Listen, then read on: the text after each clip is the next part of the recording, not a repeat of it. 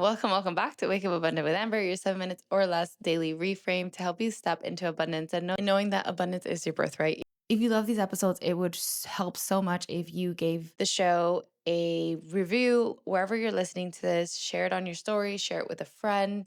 And if you have ideas or if you want some questions answered, send me a DM at Hello, Amber Alexis. We're in this together. I hope every episode helps you get closer and closer to that abundant life that is rightfully yours. Today, we're going to talk about energy vampires. Bum, bum, bum. Okay. We're going to talk about why it's important to identify what drains you, which will then create delays for your manifestation. When your energy is depleted, when your energy feels drained, when there's like energy vampires around you, it's going to be harder for you to step into abundance because you have nothing to give and you feel exhausted all the time and you feel like you're always like fixing problems and worrying about other people, that you don't have any time to worry about yourself. You don't have any time to actually fill your cup. So we want to identify where our energy is leaking. I want you to audit your energy every single day for the next week. And I want you to pay attention to when you feel high vibes, what happens that lowers your vibe? How do you get back into a higher vibrational piece?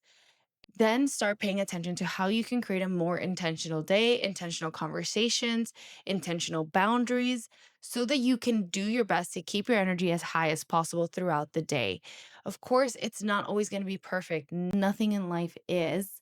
But what you need to understand is the more you catch yourself, the more you're able to become aware of your energy, the more likely you're going to step into this energy of taking care of yourself, this energy of remembering your truth, this energy of absolute abundance, and things will shift in your life. So I want you to pay attention to when you feel high energy. So think high energy of like, you feel a lot of love, you feel a lot of gratitude, you feel seen, you feel heard, you feel taken care of, you feel like you're floating on a cloud, you feel like anything is possible when you experience this situation, when you talk to this person, when you watch this TV show, when you do these exercises, when you do these activities, like when you're in whatever state that feels like an energy giving state, pay attention to that. Write those down. For example, I feel so high vibes when I go on a run. Like, I feel so high vibes when I go on a walk. Like, when I do an hour walk every day, I feel like anything is possible.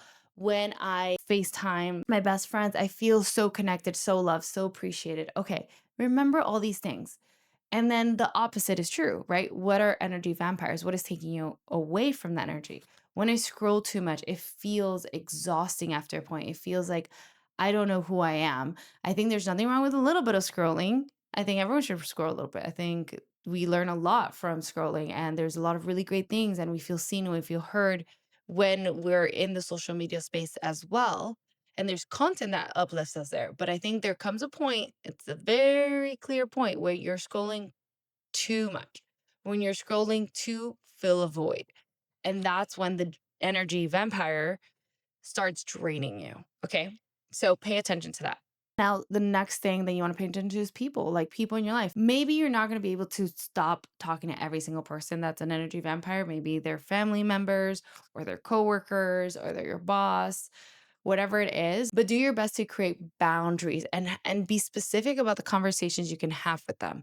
And the more you do that, the less likely they're going to bother you. The more you set the attention of like, their energy cannot cross me, like their energy will not bring me down, you will then create this energetic boundary, this energetic new reality that the conversations you have with them do not bring you down. And you will then have more energy for yourselves. Exercise can also be an energy vampire. If you don't like a movement that you're doing, and you keep doing it just because people tell you that it's good, like you're going to eventually feel drained. Energy vampires are usually taught to just be people, but I think it's anything that sucks your energy. So whatever it is, it can be an activity. You're like, I really don't like going to bars. Like, I don't like drinking. It does not serve me. Like, but all my friends love doing that. That's all I know how to do. But every time you go, your energy is literally drained from your body. Energy vampire activity. We don't want to do that anymore. Or we at least want to minimize it as much as possible.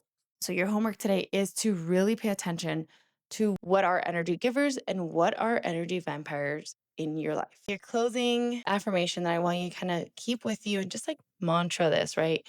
Is I protect my energy like it is a sacred resource because it is. And I only invest it in people, places, things that lead me to a more abundant life, that bring me energy.